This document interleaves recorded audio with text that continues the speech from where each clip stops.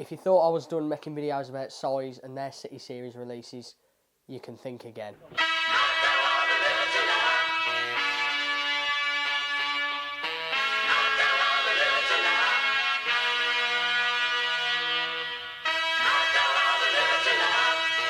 Hello everybody and welcome back to another edition of the Spezio Ron.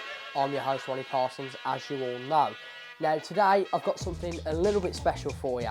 As you can see on this rack I've got 7 jackets, or 7 track tops to be precise, and these are all from the 2010 Size City Series lineup to coincide with all the trainers. One for every city. It's going to be a big one. I'm going to be reviewing and discussing every single track top and every city that was released to coincide. It's going to be a 3-part series. Part 1, which I'm going to be talking about today, is the Superstar track top, which were the cities of Manchester and Glasgow. And then part 2 is going to be discussing the Firebird track tops, which was the London, Dublin and Cardiff. And then part 3 is going to be discussing the Adidas Birmingham, which strayed away from the rest, making it a varsity wool jacket compared to the other normal bog standard Adidas jackets. I would just like to preface that none of the track tops you do see are mine. I don't own a single one. I wish I did.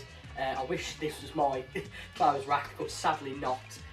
My good friend Lee Mitchell lent these to me for a couple of days, and he said I could do reviews on them, and they're all his, so big shout out to Lee Mitchell. You've done an absolute service by lending me these, mate, so big shout out to Lee.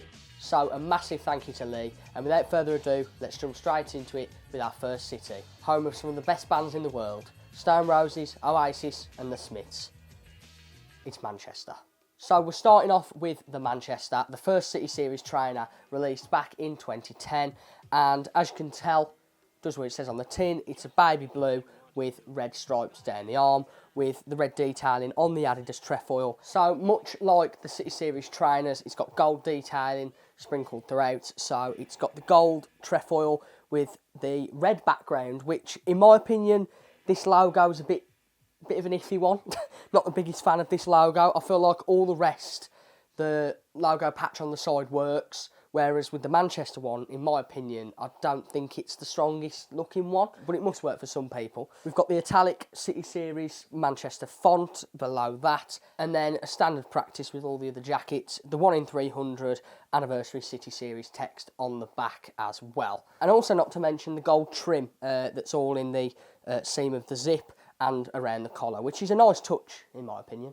So the jacket was manufactured in China and it uses 87% polyester and 13% cotton with the PVC stripes down the side, and this was made in January of 2010. So this is 15 years old at this point. It's 5 years younger than I am, and it does show, I will say. I'm not sure where Lee has had this from, whether he's had it from new. I'm not too sure about that, but this is a common trait with all of the jackets, I will admit, is that whether they weren't made specifically properly, or there's been a manufacturer's fault, or there's something that's gone on, but the stripes seem a lot flimsy on them, and they feel like if you worked hard enough, you could peel them off in an instant. The zip also felt a bit flimsy for me. It's the YKK zip. If anyone's interested, I know some people are interested about zips and where the zips are manufactured or where the zip is made. So if you're interested in that, there's a bit of knowledge for you. But it's not a double zip like many of the track tops that are made nowadays are. It is just that single zip. So some of the faults with it, whether this is because it is 15 years old or it just wasn't made the best at the time, really not sure. It might have been a sort of time crunch that they might have been working on because of the exclusivity and the releases of the City Series. I'm not too sure about that. But for me, the quality's not 10 out of 10. So now, moving on to the Glasgow. A very, very nice track top, I must say. Again, it's that Superstar silhouette, I guess you'd call it, or shape, or just the Superstar track top style. I am in love with this track top, which it shocked me because I do not like the Superstar silhouette, sort of style, whatever you want to call the track top. It's the Superstar track top. I don't like that. I don't like the neck on it. For me, the neck's got to go all the way up, and I don't like this sort of collared free neck. But it's a lovely colourway. It's a stunning colourway. So obviously the colourway is the exact same as the trainers. It's that dark blue upper with the dark pink stripes is probably the best way to word them. And I have just noticed that these stripes are virtually the same colour as the Adidas Birmingham stripes, the new 2025 Birmingham that have coming out. They are very similar. I mean, I've not got them in hand yet, so they might be a bit lighter in colour, but that's a comparison I've never thought about. Very interesting. And one of my favourite parts about this jacket is the badge. Compared to the Adidas Manchester one, I actually like this badge. This badge is lovely. It's the same pink as the stripes, and then it's got the gold detailing once again, but the background is the green, which was on the back tab of the Adidas Glasgow. So it's a nice little touch in there, and it's a beautiful logo. I'd love to see that come back. Once again, it's 87% polyester and 13% cotton. There is a couple of differences though compared to the Adidas Manchester. So the first difference is this label. It's a stick out label compared to the Adidas Manchester. It's a sewn in label. It's a big blue label with a normal common label. This seems like more of a newer label that I think I've got Adidas track tops now with this labelling. This jacket was made in July of 2010 compared to January of 2010, so it might have been a case of the whole of Adidas just changed the way they manufacture certain clothes and change the labels inside during that time period. But it's just cool to see the same line, same everything, bar the small little differences. It's really interesting to see. And this jacket was made in the Philippines compared to the Manchester, which was made in China. Now, I can't hide my feelings. I actually love this jacket. Lee, I don't think you'll get this one back off me, unfortunately. It's just, I feel like it's sort of higher quality made compared to the Manchester.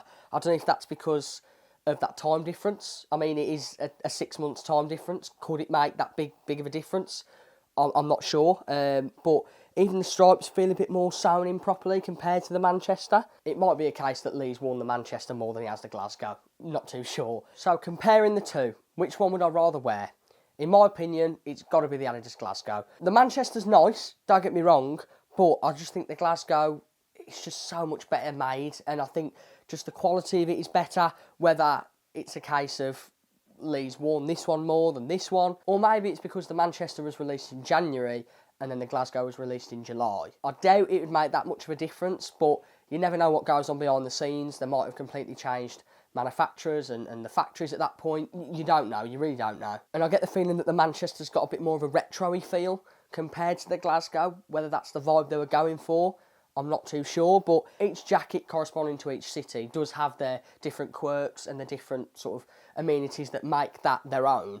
But with these two fairly similar with the slight differences, it really is the slight differences that give the Glasgow the edge. Sorry to the Mancunians, but the Glaswegians have beat ya. So that concludes my review, the part 1 of the 3-part series divulging the 2010 City Series jackets and track tops. So what do you think? Do you have any of these? Do you own any of these track tops? And which one do you prefer, the Manchester or the Glasgow? As I've made my opinion known, it's got to be the Glasgow, but are you in more favour of the Manchester? Or is there any of these jackets that you see here?